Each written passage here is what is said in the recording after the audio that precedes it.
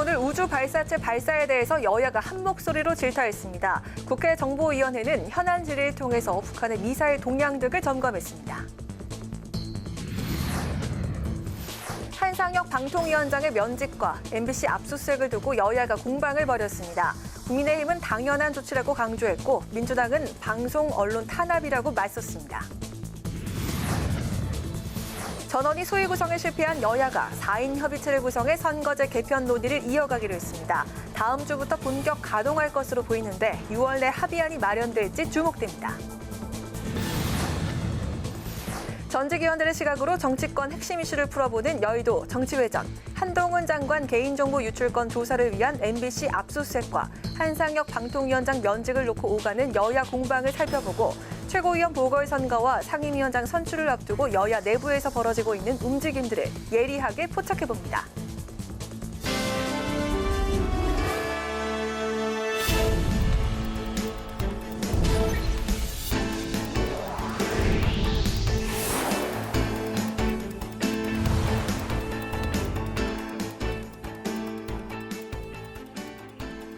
여러분 안녕하십니까? 5월 31일 수요일 국회 라이브 6 시작하겠습니다.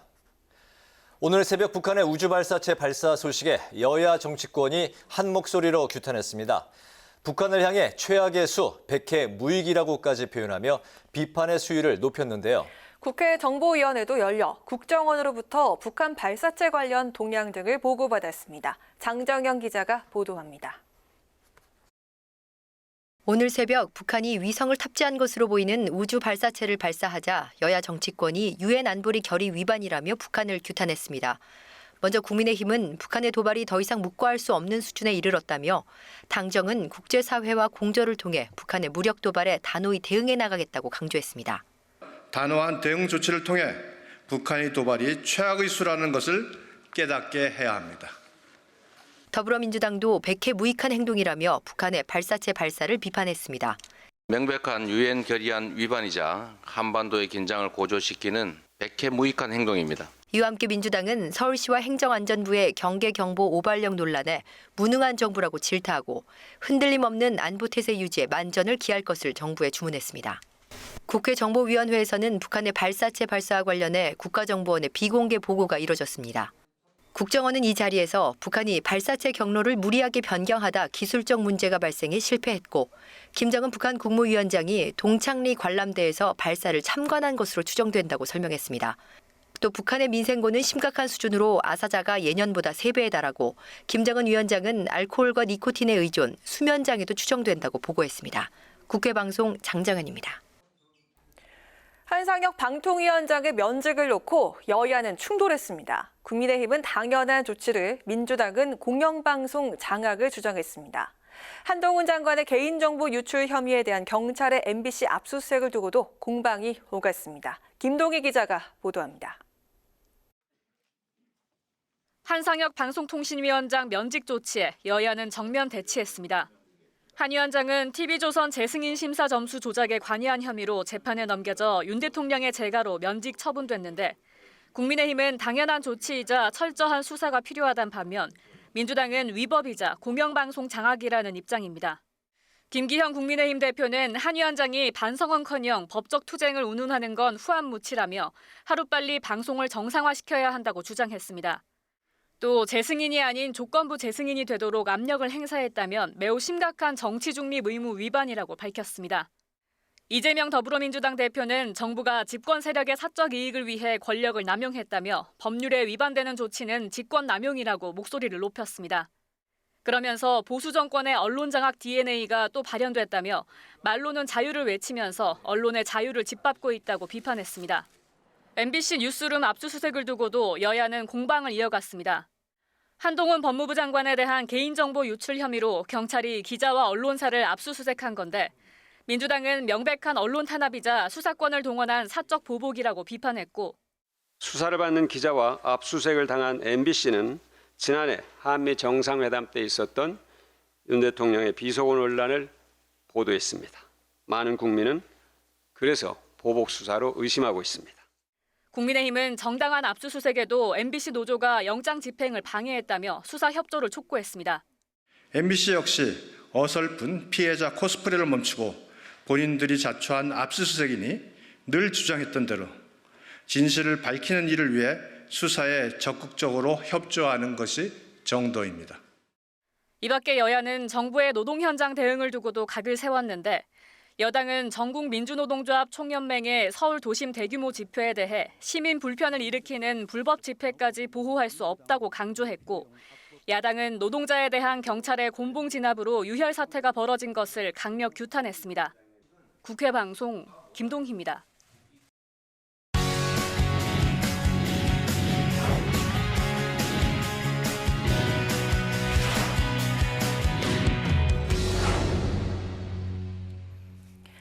네, 정치권 이슈를 좀 더 자세히 짚어보겠습니다. 김지수 아나운서 나와 있습니다. 반갑습니다. 네, 안녕하세요. 네, 북한이 오늘 오전 위성을 탑재한 것으로 추정되는 우주 발사체 한 발을 발사를 했습니다. 궤도에 진입하지 못하면서 실패했다고요? 네, 그렇습니다. 북한이 이 군사 정찰 위성으로 추정되는 만리경 1호를 이 위성을 운반하는 천리마 1형에 실어서 오늘 오전 6시 30분쯤 발사했습니다. 이 북한 조선중앙통신의 보도에 따르면 천리마 2단 엔진의 시동이 비정상적으로 이 추진력을 상실하면서 서해에 추락했다고 밝혔는데요. 이 북한 우주개발국은 결함을 구체적으로 조사하고 대책을 강구해서 이 빠른 시일 내에 2차 발사를 단행하겠다 이렇게 예고한 상황입니다. 네, 북한이 우주 발사체를 발사한 것을 두고 여야 할 것 없이 규탄이 이어졌다고요? 네, 북한이 오늘 오전 발사체로 추정되는 것을 발사한 데 대해 여야 모두 유엔 안보리 결의를 위반했다며 한 목소리를 냈는데요. 국민의힘은 오늘 논평에서 유엔 안보리 결의를 위반한 이번 발사체 도발은 남쪽을 향해 발사했다는 점에서 한반도 주변의 평화와 안정에 대한 심각한 위협 행위라고 비판했고요. 특히 한반도 평화를 위협하는 최악의 수가 될 것이라고 밝혔습니다. 민주당 이재명 대표도 최고위원회의에서 명백한 유엔 결의안 위반이자 한반도 긴장을 고조시키는 백해무익한 행동이라며 강력히 규탄한다고 말했는데요. 그러면서 정부가 북한의 결의안 준수를 촉구하고 흔들림 없는 안보 태세를 유지하는 데 만전을 기해야 한다 이렇게 밝혔습니다. 네, 그런데 오늘 우리 시민분들도 정말 새벽부터 큰 혼란을 겪었습니다. 네. 서울시가 위급재난 문자를 전송을 했다가 20분 뒤에 다시 정정을 했습니다. 그리고 백령도와 대청도 지역에는 시민들이 대피까지 했다고 들었는데 맞습니까? 네, 그렇습니다. 많은 분들이 문자 때문에 당황하셨을 것 같고요. 놀라기도 하시고요. 또 이 백령도와 대청도 지역 주민들은 경계 경보가 내려지면서 한때 대피소로 이동하기도 했는데요. 지하 대피소로 이동을 했다가 오전 8시쯤 다시 일상으로 복귀한 것으로 전해졌습니다. 또 서울시도 앞서 말씀드렸듯이 오늘 아침 6시 40분쯤 위급 재난 문자를 보냈는데요. 서울 지역의 경계 경보 발령, 국민 여러분께서는 대피를 준비하시고 어린이와 노약자가 우선 대피할 수 있도록 해주시길 바란다. 이런 내용이었습니다.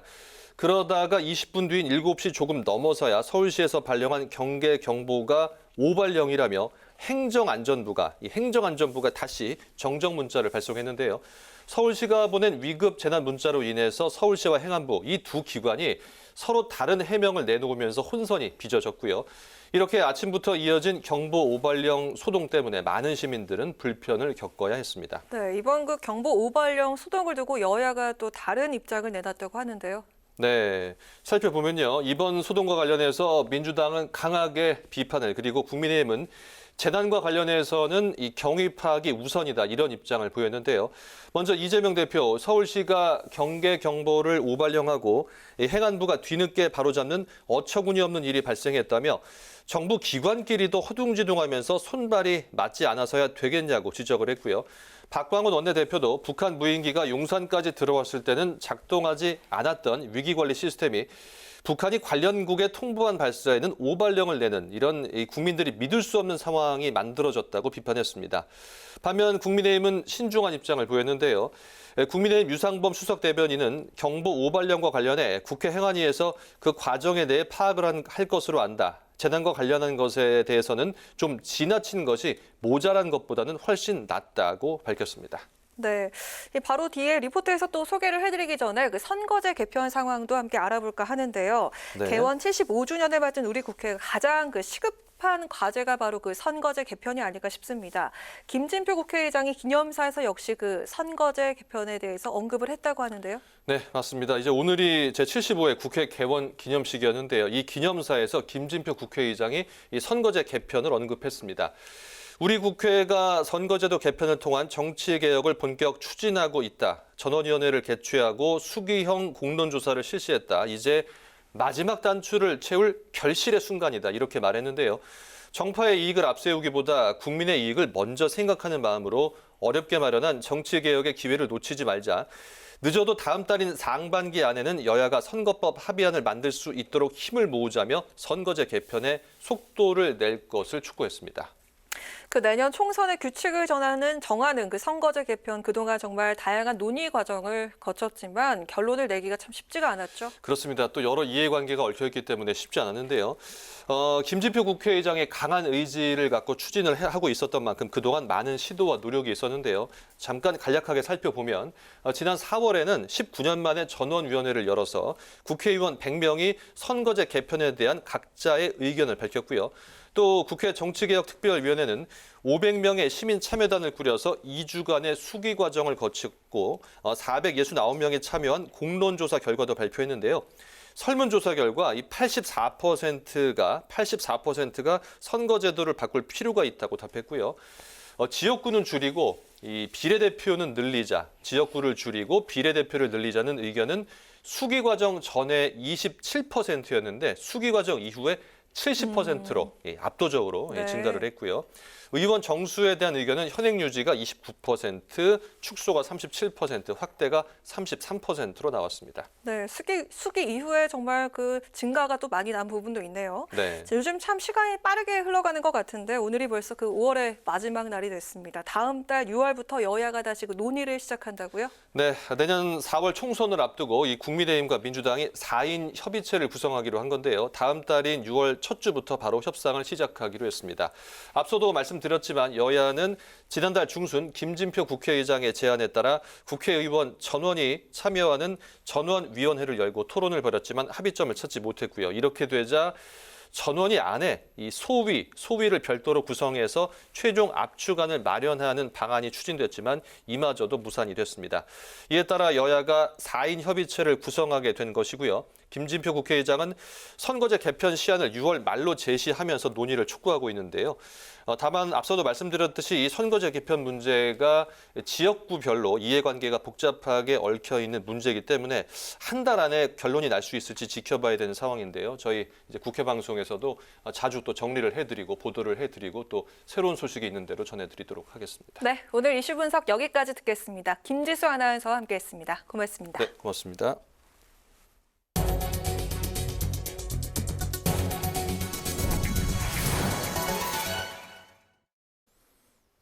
국회가 다음 달부터 국회의원 선거제도 개편 논의를 위해 가속 페달을 밟습니다. 국민의힘과 더불어민주당은 4인 협의체를 구성하기로 했고 국회 정치개혁특위도 소위원회를 가동할 예정인데 6월 말까지 개편을 마무리할 수 있을지 주목됩니다. 보도에 임채원 기자입니다. 국민의힘과 더불어민주당이 다음 달 첫 주부터 선거제도 개편 협상을 시작하기로 했습니다.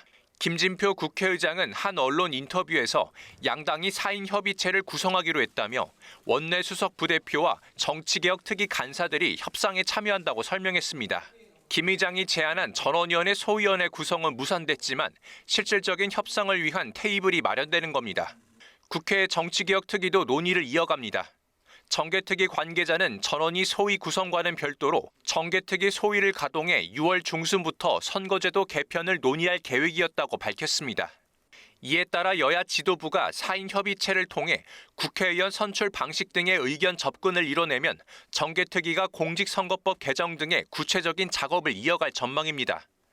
앞서 김진표 의장은 선거제도 개편 시한을 6월 말로 제시했는데 선거구 획정을 감안해 여야가 조속히 협상을 끝내야 한다며 선거 무효 소송에 걸릴 가능성도 있다고 경고했습니다.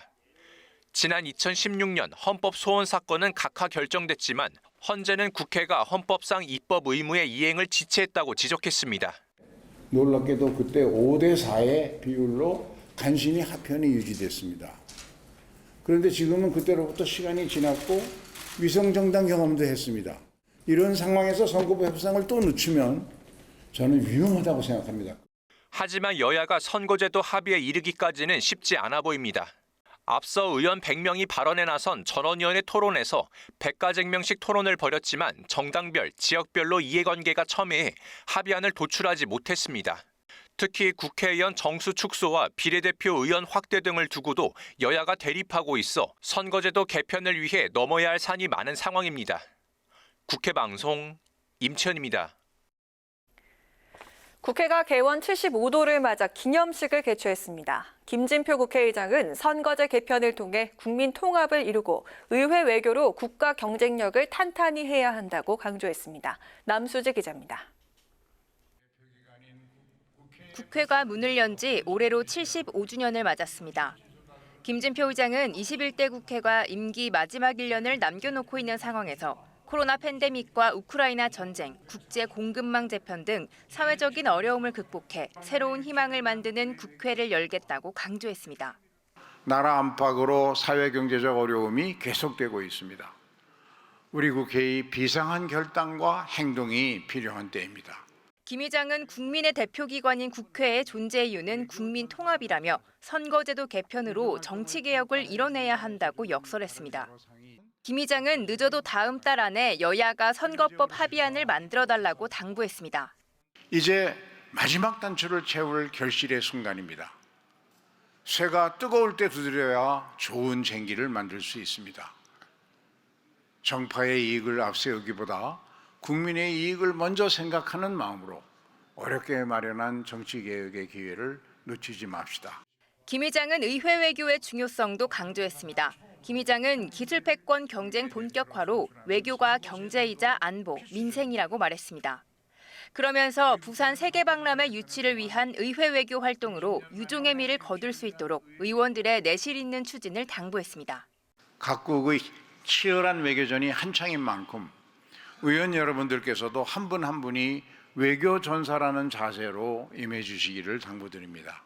기념식에서는 정책 연구와 입법에 힘을 쏟은 국회의원 연구단체와 의원, 그리고 보좌진과 사무처 직원 등에 대한 시상식도 진행됐습니다. 국회방송 남수지입니다. 당정은 오늘 응급의료 긴급당정협의회를 열고 응급의료 환자의 병원 수용을 의무화하기로 했다고 밝혔습니다. 당정은 지역 응급의료 상황실을 설치해서 응급 환자의 이송을 지휘 관제하고 이를 통한 이송의 경우 해당 병원은 응급 환자 수용을 의무화하도록 했습니다. 오늘 당정 긴급협의회는 지난달 대구에서 어제 새벽 용인에서 응급 환자가 수술이 가능한 병원을 찾지 못해 사망한 사건이 발생해 열렸습니다. 병역 자원 감소에 따라 민간 군사 기업을 활용해 국군 군사력을 강화해야 한다는 의견이 제시됐습니다. 한기호 국민의힘 의원은 군 인력은 전투 분야에 집중하고 비전투 분야는 외부 조달을 확대해야 하는 방안을 검토해야 한다고 강조했습니다. 이강수 한성대 교수는 인증 제도를 도입하고 주기적인 조사를 통해서 제대군인 채용 비율을 일정하게 유지하는 방안을 제시했습니다.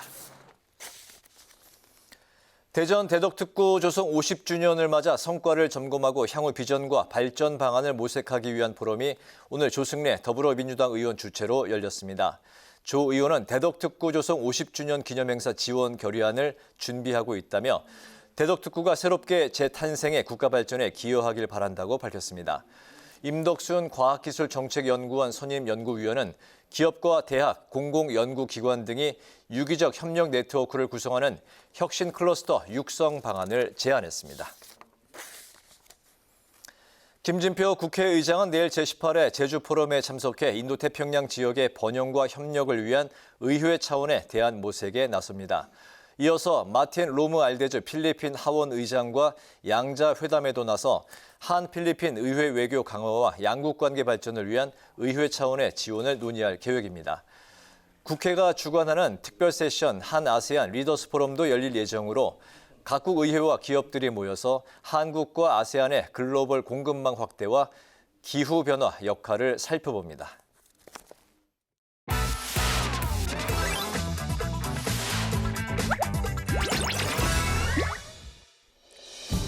5월 31일 강아랑이 전해주는 정치권의 뜨거운 말말말 강아랑의 정치랑입니다. 자, 오늘 첫 번째 주제는요. 대피하라 우경보입니다. 오늘 이른 아침에 위급 재난 문자 알림 소리에 놀라신 분들 많으시죠? 이 재난 문자가 잘못 발송이 된 것으로 밝혀지면서 시민들이 혼란을 겪었습니다. 오늘 아침 6시 40분경에 서울시는요. 서울 지역에 경계 경보를 발령했습니다. 대피 준비를 당부하는 내용을 담아서 위급 재난 문자를 발송했죠. 하지만 22분 뒤에 행정안전부는 서울시가 보낸 재난 문자가 오발령이라면서 잘못된 문자라고 알렸습니다. 뒤이어 서울시가 또다시 전 지역에 경계 경보를 해제한다는 안내 문자를 보내면서 시민들의 혼란이 가중됐습니다. 연이은 사이렌 경보와 위급 재난 문자에 놀란 시민들은 뉴스를 확인하기 위해서 인터넷 포털 사이트로 몰렸고요. 인터넷 사이트는 접속 장애를 일으키면서 불안감은 더 커졌습니다. 이뿐 아니라 당황한 시민들은 무슨 이유로 대피를 해야 하는지 또 어디로 대피해야 하는지 등을 알지 못해 혼란을 겪었습니다. 위급 재난 문자 오발송 사태에 대해서 정치권에서는 여야 할 것 없이 질타가 이어졌는데요. 자, 먼저 야당에선 위기 관리가 아닌 위기 증폭 시스템이 됐다면서 비판했습니다. 저도 놀랐습니다. 예, 그렇죠. 어디로 대피해야 되냐 뭐 그런 형국이었죠. 정부의 역할이라는 게 국민을 불안케 하지 않아야 되는 건데 그렇죠. 불안을 조장한 거죠. 여러 경로를 좀 확인해보고 문제가 어디에 있는지 철저히 좀 따져볼 사안이다라고 생각하고 위기 관리 시스템이 아니라 위기 증폭 시스템이 돼버린 국가의 시스템을 정말로 정비해야 되고 누군가가 책임을 져야 될 겁니다. 진상을 밝히는 건 그 전에 해야 될 일입니다. 여당에선 안보엔 지나침이 없다는 주장이 나오기도 했는데요. 서울시 정무부시장을 역임한 조은희 의원은 안전에 대한 오발령은 심각한 문제라면서 경솔했다고 질타했습니다. 국민 안전에 관한 문제가 이렇게 심각한데 오발령을 하다니 참 의의가 없습니다. 미사일이 수도권에 온다고 이게 시스템이 잘못 인지한 것 같아요. 방향을 잘못 인지하고 발령을 내린 건데 그래서 굉장히 신중하지 못했다. 지자체 자체적으로 낸 거죠? 공보였고요. 예. 서울시에서도 잘못된 거죠? 예. 위급 재난 문자 오발령 사태에 대해서 서울시와 행정안전부는 입장차를 드러내기도 했습니다. 당국의 엇박자가 초래하는 국민들의 혼란과 불안감은 고스란히 국민들이 감당해야 된다는 점을 다시 한번 새기는 기회가 됐길 바라봅니다. 자, 이어서 두 번째 주제는요. 복수의 화신입니다. 한동훈 법무부 장관의 개인정보 유출 의혹을 수사 중인 경찰이 MBC 사옥을 압수수색했죠. 이를 두고 김의겸 민주당 의원은 이렇게 말했습니다. 한동훈 장관이 이번 사건으로 복수의 화신으로 등극을 했다 이렇게 생각을 합니다. 한동훈 장관의 주민등록 초본, 부동산 매매 계약 수서 이런 것들을 MBC 기자가 다른 언론사 기자에게 넘겨줬다는 것 때문에 이 문제가 발생하고 있는데요.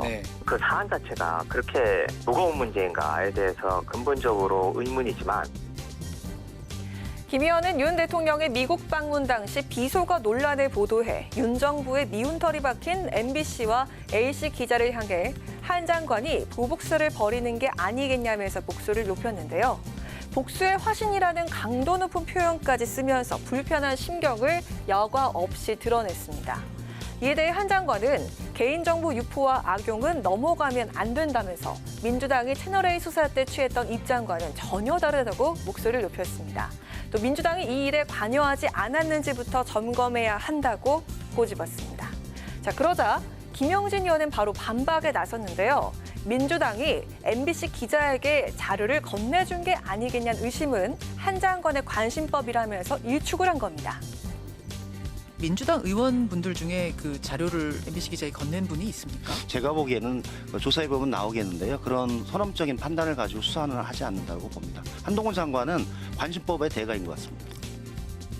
한편 여당에선 한 장관 목소리에 힘을 싣는 모양새인데요. 장해찬 청년 최고위원은 한 장관의 개인정보가 유출된 거라면 검언 유착보다 훨씬 심각한 권언 유착이 될 거라면서 수사 촉구에 나섰습니다.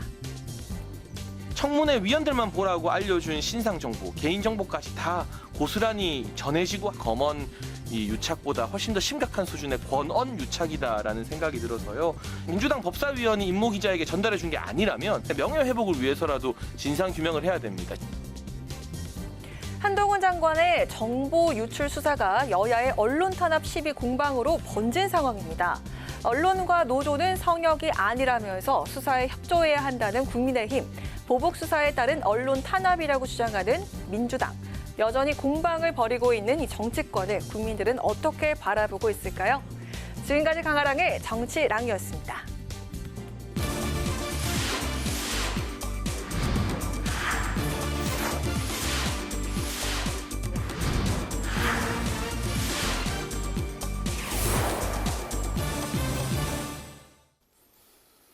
네, 이번에 여야 전직 의원과 함께 정치권의 가장 뜨거운 이슈에 대해서 양측의 이야기를 들어보는 여의도 정치 외전 시간입니다.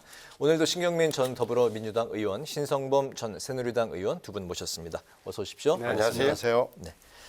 어제 MBC가 이제 한바탕 좀 소란이 있었습니다. 두 분 이제 뭐 뉴스를 접해서 잘 아실 텐데요. 경찰이 한동훈 법무장관의 개인정보 유출에 연루된 기자의 자택과 또 MBC 본사의 뉴스룸까지 압수수색에 이제 나섰습니다.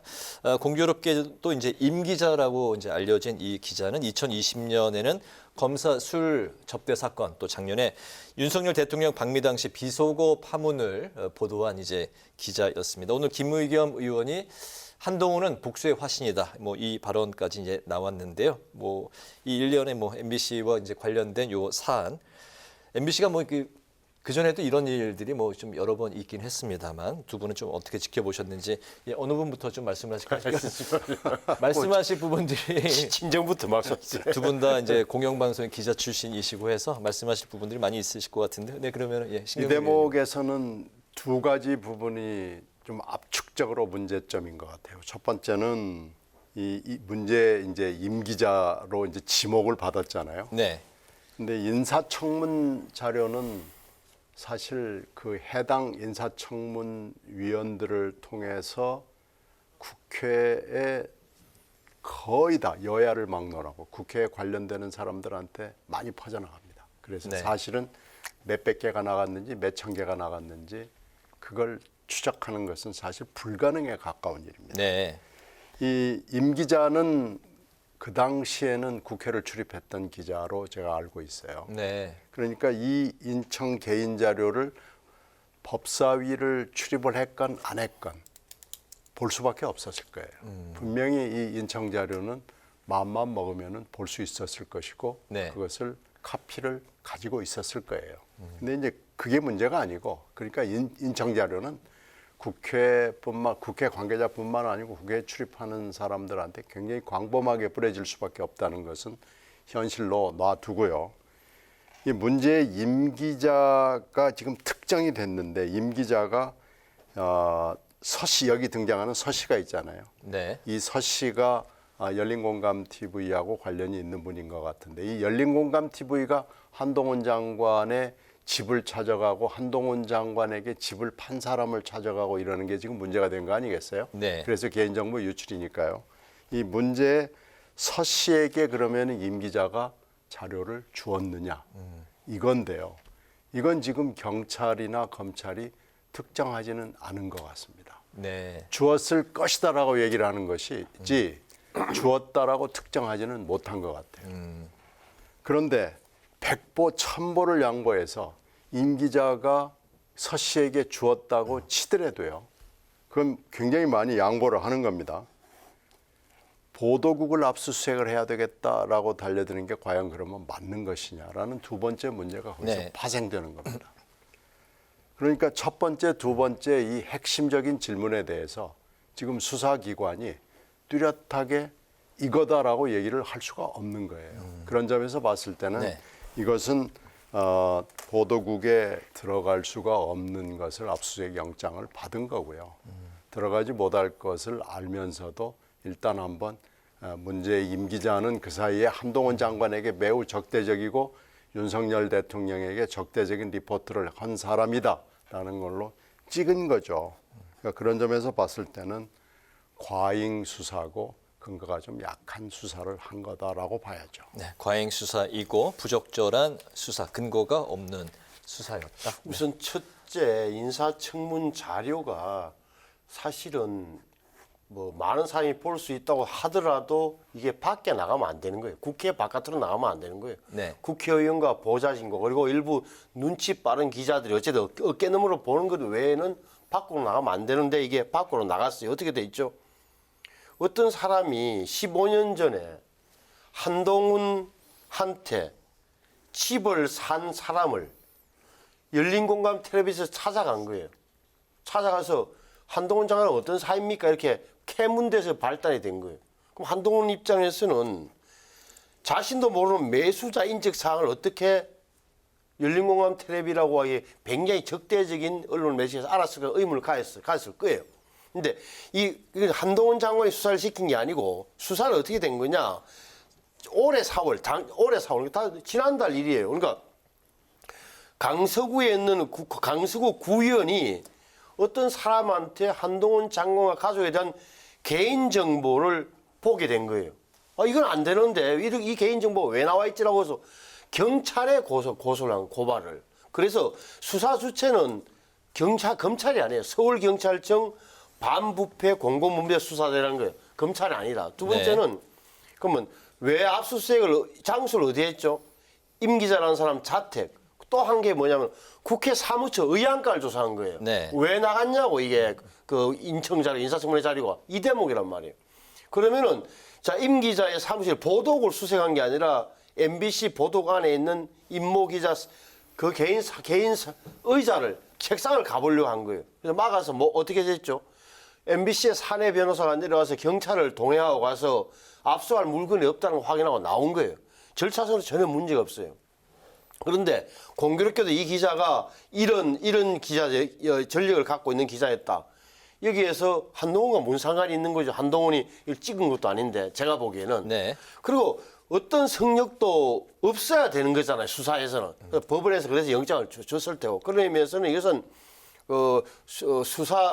압수수색 장소, 자택, 국회 사무처, 보도국의 임 기자 책상, 그다음에 방식 이런 게 개인적인 거하고는 저는 상관이 없다. MBC에서 이걸 언론 탄압으로 강력하게 조직적으로 정할 명분은 저는 안 된다고 봐요. 개인적으로 왜 이게 나갔느냐, 나가는 걸 말을 안 해서 그렇지 이게 아까 말해서 서모 씨한테 준 게 임 기자라고 특징이 안 됐겠어요. 그러니까 수색된 거란 말이에요.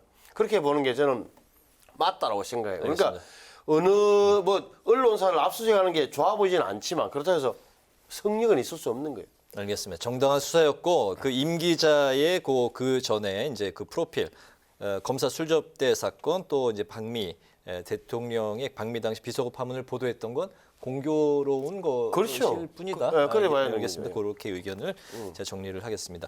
어제 그 방송계에서는 또 다른 이슈가 뉴스가 있었습니다. 임기를 2달 남겨놓은 한상혁 방통위원장도 결국 면직이 됐는데요.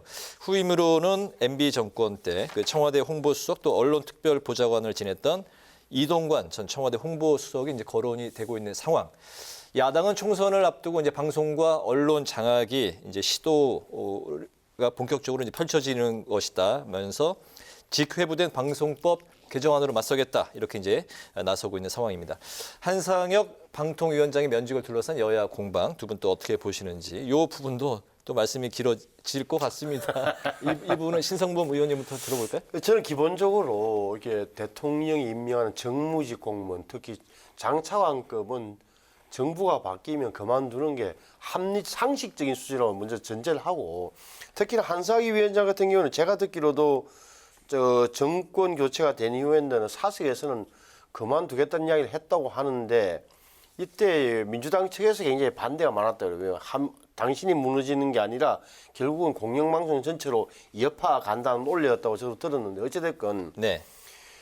본인은 구속 기소가 안 되고 영장이 기각됐지만 적어도 자기 밑에 국장과 과장 그리고 심사위원장 이렇게 TV조선의 재승인 과정에서 점수를 일부러 낮게 매기는 과정에 어찌됐건 관여가 됐다는 게 지금 혐의로 기소가 돼 있는 마당인데, 글쎄 제가 보기에는 결국 면직 절차를 밟을 수밖에 없었던 그런 분 아니냐 싶어요. 그래서 이거는 뭐 야당 입장에서는 결국 그렇게 되면 이제 방송 장악하겠다는 거네라고 확대 해석할 수 있겠으나 제가 보기에는 그러면 이게 또 면직이 잘못된 거냐? 저는 또 면직은 또 정당했다고 봐요. 절차도 다 밟고 청문 절차를 밟았고 청문 결과를 토대로 해서 인사 혁신처에서 면직안을 제청했고 대통령이 사인하고 이런 절차적으로 거의 문제가 없어 보여요. 제 눈에는. 네네, 알겠습니다. 절차상의 하자가 없어 보인다. 네.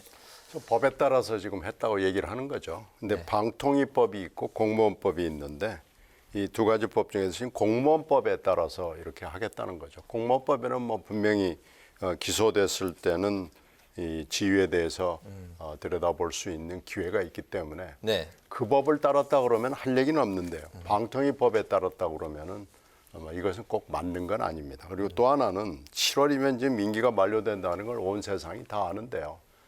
지금 하루가 방송에 관한 거에 관한 한 윤석열 정부가 하루가 급하다는 느낌을 받습니다.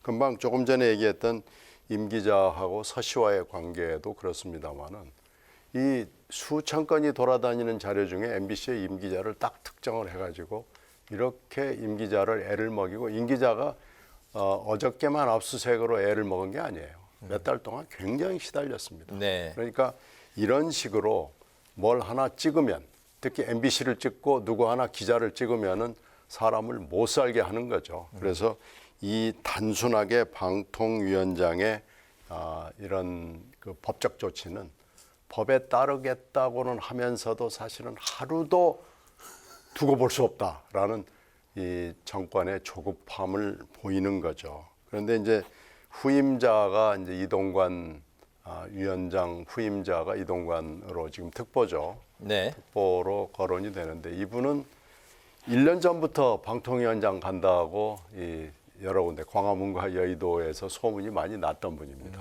근데 이제 그 정순신 사건이 나면서 물 건너갔다고 그랬다가 다시 또 이렇게 들어오는 거 보면은 뭔가 하여튼 또 풀린 모양이죠. 그래서 이동관 전 수석이 방통위원장 온다는 설이 지금은 이제 언론 보도로 나와서 굉장히 많이 접하고 있기 때문에 네. 이 정도 되면은 뭔가 좀 굉장히 무르익는 것이 아닌가 싶고요.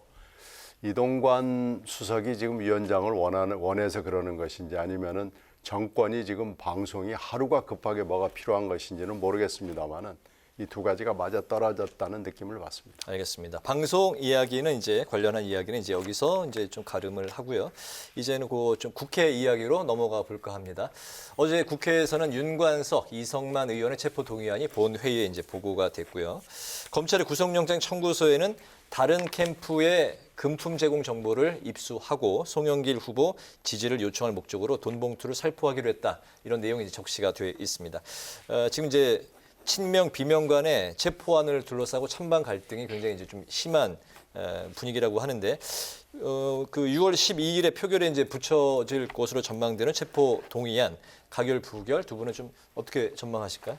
저는 뭐 가결될 것이 확실시 되는 거예요. 그러니까 민주당에서도 이것을 뭐 부결 당론으로 정할 수는 없을 테고 자율투표에 맡기겠다 그러는데 이 정도라면 그리고 공범 실제 말하면 돈 봉투를 받았다고 의심되는 의원이 예를 들어서 검찰의 주장대로도 20명 정도 된다면 나머지 의원들 입장에서는 지켜줄 필요성을 많이 못 느낄 거예요. 민주당 의원 입장에서도. 그리고 너무 언론에 많이 노출됐기 때문에 제가 보기에는 뭐 거의 체포동의안은 가결될 가능성이 거의 99%라고 보고 있는 거고 다만 오히려 문제는 그 이후에 그렇게 되면 이제 봉투를 받은 의원들, 현역 의원들, 그 다음에 또 무슨 지역 본부장이나 무슨 지역 상황실장 이런 분들 조사를 받을 테고 최종 결론은 아마 송영길 전 대표, 송영길 전 의원한테로 쏠 텐데 그 대목을 어떻게 처리할까가 오히려 민주당 의원들 입장에서는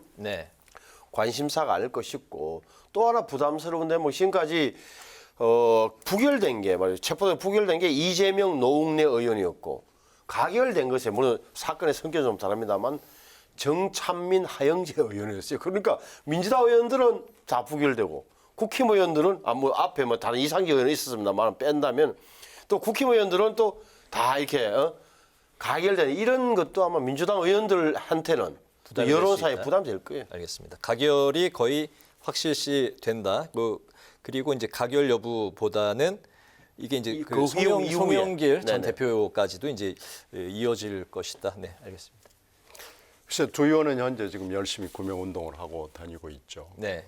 그리고 지금 구속영장이 공개가 됐어요.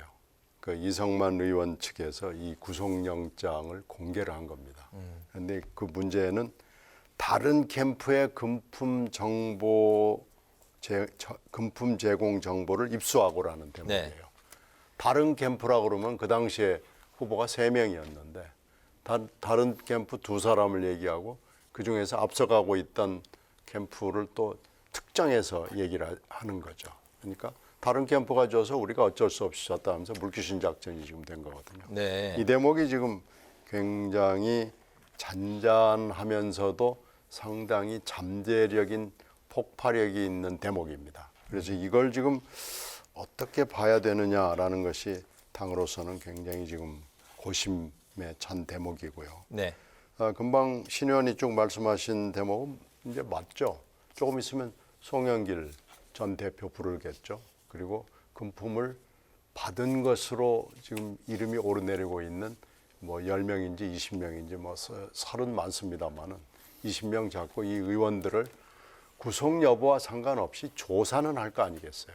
이런 대목 거기에다가 플러스 당직자들이 또 얼마가 될지 모르는. 그래서 민주당에 굉장히 많은 사람들이 검찰청 문턱을 오르락내리락 할 수밖에 없는 상황이 곤혹스럽게 될 수밖에 없는 거죠. 네, 알겠습니다. 거기에다 이제 이재명 대표의 2차 체포동의안이 온다면 이건 또 어떻게 되는 것이냐라는 곤혹스러움의 시리즈가 쭉 앞에 대기하고 있다는 게 6월달, 7월달 아니겠습니까? 네. 그래서 지금 그게 매우 어렵습니다. 두 의원에 대한 체포 동의안은 어떻게 예상하십니까? 이건 탈당을 했기 때문에 의원들이 크게 부담을 느끼지는 않을 거예요. 가결적으로 예상을 하시는 저는 거예요? 가결될 가능성이 높다고 봅니다. 알겠습니다. 민주당이 참 여러 가지로 아주 좀 어수선한 상황입니다. 그래서 그런지 어제 이제 본회의가 2시부터 열릴 예정이었는데 50분이나 늦어졌습니다. 그 이유가 민주당 몫의 상임위원장 선출이 이루어지지 않아서였는데요. 교육위, 보건복지위, 행안위 등 상임위원장 선출을 위해서 모인 의총에서 초재선 의원들의 불만의 목소리가 터져 나왔다고 합니다.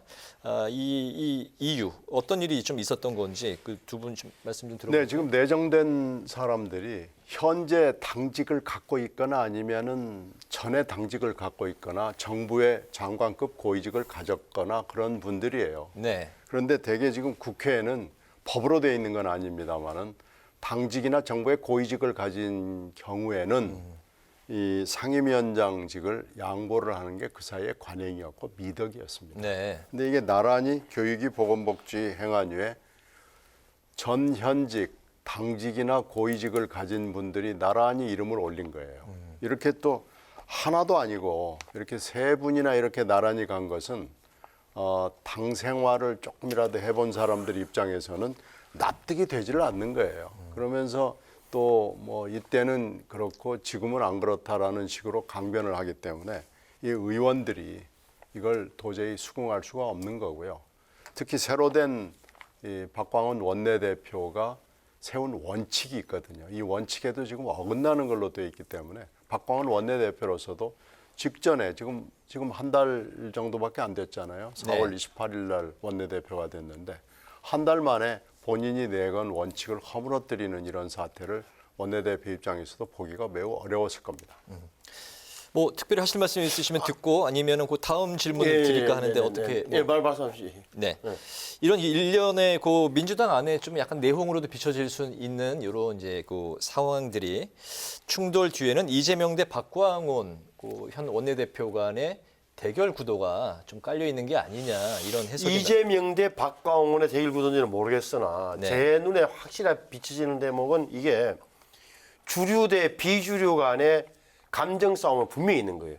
내홍이자 분열이에요. 왜 그러냐면은 보통 이 정도 되면 원내대표단에서 정해진 대로 의총에서 박수 치고 끝내야 돼요. 이번에 우리 산자 의원 넘어왔습니다. 아시죠? 이번에는 김모모 의원이 대결을 했습니다. 박수 이렇게 돼야 돼.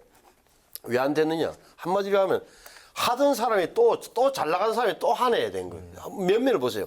행안위원장에 내정됐던 사람이 행정안전위 정청래 현 최고위원, 자 교육위원장에 박홍건 전 원내대표, 보건복지위원장에 전 한정혜 전 장관. 이러면 네. 비주류들 입장에서는 최고위원하고 현재 최고위원, 전 원내대표, 장관들이 왜 또 상임위원장 또 가져가느냐고 소리가 나오겠어요, 안 나오겠어요? 이런 문제가 있단 말이에요. 그러니까 젊은 사람들이 발칵하고 뒤집어. 내년 총선 선거도 있는데 네. 이렇게 되면 이게는 주류의 반기를 드는 거다. 이게 불만이 쌓인 거예요. 이게 노출됐단 말이에요. 네. 이 때문에 큰 거예요. 그리고 심지어는 보십시오. 정청래 최고위원이 제가 보기에는 타겟 같은데, 자 작년에 뭐 했어요 이분이? 과방위 위원장 했어요. 아직도 기억나요. 과방위 위원장. 최고위원하고 과방위원장하고 최고위원 하면서 이번에는 또 행안위 위원장을 또 간다. 최근까지 이제 한 거죠. 그렇죠. 예. 그런 거 보면은 당에서 약간 소외된 그룹 입장에서 보면 다 해먹겠다는 건 이렇게 나올 거 아니에요. 그다음에 또 하나는 자 산업 통상 뭐 중소벤처기업 산중이라는 거 윤관석 의원이 하고 있어 하기로 돼 있었다고 그러는데 그럼 뭐 물러났겠죠. 그럼 환노위는 김경희 의원 둘 다 내정된 사람들 네. 둘 다 약간 하자가 있어서 안 되는 사람들이 있잖아. 이렇게 보면 당내 비주류 민주당 내 비주류들 입장에서 봐서는 애가 탈로 쏙이 타는 거죠. 그래서 반발이 새어나왔고 의총이 늦어졌고 본회의가 늦어진 거예요. 이걸 간단하게 일회성으로 볼 게 아니라 어떻게 보면 지금 내연되어 있는 안으로 불타고 있는 민주당 내분의 표현 양태로 봐야 돼요. 민주당 내분의 표현 양태로 봐야 된다. 박광원 원내대표 체제에서 어쨌든 상임위원장 선출 기준이 지금 원점에서 재검토에 이제 들어간 상황이고 거기에 이제 반대로 이재명 대표는 박광원 원내대표의 공약이었던 혁신위 구성에 좀 미온적인 그런 이제 분위기입니다. 이것 때문에 이런 전체적인 분위기 때문에 이재명 박광원의 좀 힘겨루기가 수면 위로 올라오는 거 아니냐 이런 이제 해석이 나오고 있는데요. 뭐 좀 전체적으로 어떻게 바라보고 계세요? 이게 좀 답답한 국면이죠. 4월 28일 날 박광원 원내대표가 되고 그리고 김남국 의원 사태, 코인 사태가 벌어진 거 아니겠어요? 네. 그러면서 돈봉투 사건과 이게 겹쳐 보이니까 이제 혁신 외에는 당이 살 길이 없다. 그래가지고 준비를 해서 5월 14일 날 6시간 동안 일요일 날 혁신 의총을 했는데 혁신 의총 바로 그 다음 날 김남국 의원 윤리 제소가 빠진 혁신위 의총 결의안이 나온 거예요. 그러니까 5월 14일 날 하루도 안 지나가지고 5월 15일 날 하룻밤 자고 났더니 바로 이 김이 빠져버린 거죠. 그런데 이제 문제는 또 5월 24일에 네. 대표가 당원과의 유튜브 라이브에 나와가지고 혁신위 구성을 생각해 보니까 이거 필요 없는 것 같다. 그리고 밖에서 혁신위원장을 모셔오는 게 맞지 않는 것 같다라고 그러면서 5월 14일 날 혁신의총을 완전히 뒤집어 버린 겁니다. 네. 이렇게 되면은 박광원 의원이 원내대표로서 야심차게 발동을 걸었던 시동을 걸어서 막 출발하려고 하는 혁신위가 이게 브레이크가 아주 세게 잡힌 거죠. 그러니까 지금 이 상황을 한 달 원내대표 한 달이 지금 딱 돼가는 이 시점에서 뭔가 고쳐잡지 않으면 지금 곤란한 상황이 된 겁니다. 네. 제가 볼 때는 남의 당 이야기는 하지만 제 눈에 비친 대목은 간단치 않다고 느껴지는 대목 이런 거예요. 지금 전선은 대의원제 폐지냐 뭐 이런 거 있지만 사실 냉정히 보면은 개딸들 강성 당원들 처리 문제가 최전선이 된 거예요. 무슨 말이냐 하니까 지금 이재명 대표의 입장을 보면 생각을 딱 읽어보면 결국은 자신을 결사옹위하는 강성 당원들 중심으로 당을 새로 만들겠다는 거예요. 네. 제 논의는 그렇게 비춰져요. 그러니까 혁신이도 주장이 요체가 뭐 있죠? 정권을 넘기라 혁신이 안 한다. 정권 넘기는 게 불가능하다. 내가 당권을 계속 지우하고 공천도 내가 다 하겠다는 거고 그 중심에는 정확히 말하면 이재명 당을 한 번 더 만들어서 끌고 나가서 총선에서 이기고 그걸로 다음 대선을 노리겠다는 그 생각을 노골적으로 이야기를 하고 있는 거예요. 그래서 이 문제가 단순하게 개딸들 문제가 간단한 문제가 아니에요. 그러니까 이것을 지금 일부에서 굉장히 뭐 별거 아닌 것처럼 치부하는데 이재명 대표 입장에서는 이 강성 지지자들이 좋은 이유가 첫째, 대내적으로 보면 당내 투쟁에서 반대파들을 제압하는 데 가장 효과적인 수단이 됐어요. 두 번째, 대외적으로 보면 윤석열 정부를 공격하고 여권을 공격하는 가장 최전사들, 강성 전사들 집단을 된 거예요. 대내 대외적으로 네. 손을 뗄 수 없는 그런 관계가 된 거예요.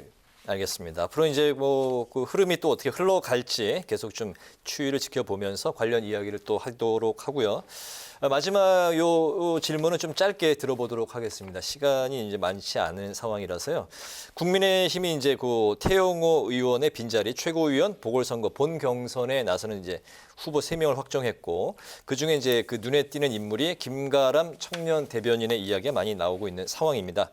당내에서 이제 어떤 계산들이 좀 깔려 있는 상황인 건지 그리고 이제 이렇게 되면 초선 그리고 원외 인사들로 최고위원회가 이제 꾸려지게 되는데 지도부의 어떤 중심을 잡아주는 역할을 할 수 있을 것인지 요 관련 이야기를 좀 이제 짧게 압축해서 예. 들어보도록 하겠습니다. 제가 당내 이야기를 들어보니까 김가람 청년 대변인이 거의 뭐 최고위원으로 유력하다 그래요. 왜 그러냐 물어봤더니만 첫째 1983년생이라는 40이라는 나이, 네. 광주 출생이고 전남대를 나왔다는 거, 그 JC 한국청년회에서 중앙회장도 하고 불모지라고 국힘의 불모지인 광주에서 정치 활동을 오래 한 점이 높이 평가되고 있다라고 듣고 있습니다. 네네. 김기현 뭐 대표도 뭐 설득해서 나온 걸로 전해지고 있는 상황인데요. 네. 글쎄 왜 현역이나 비중 있는 인물이 이 빈자리를 안 하려고 그러는지는 좀 반성이나 성찰을 해야 될 필요가 있을 것 같고요. 양당이 모두 보니까 최고위원들이 좀 격화되어 있습니다. 그래서 이건 정치적으로는 좀 부담이 되는 거고요. 앞으로 이거 숙제 중에 하나 들어가는 거죠. 네네, 알겠습니다. 격상돼야 된다라는 그런 말씀이신가요? 네, 그렇죠. 말씀드리. 알겠습니다. 오늘 그 여의도 정치원전 이제 마칠 시간이 됐습니다. 지금까지 신경민 전 더불어민주당 의원, 신성범 전 새누리당 의원 두 분과 함께했습니다. 오늘 말씀 잘 들었습니다. 감사합니다. 네, 고맙습니다. 네, 오늘 국회 라이브 6도 여기서 마치겠습니다. 시청해 주신 여러분 고맙습니다.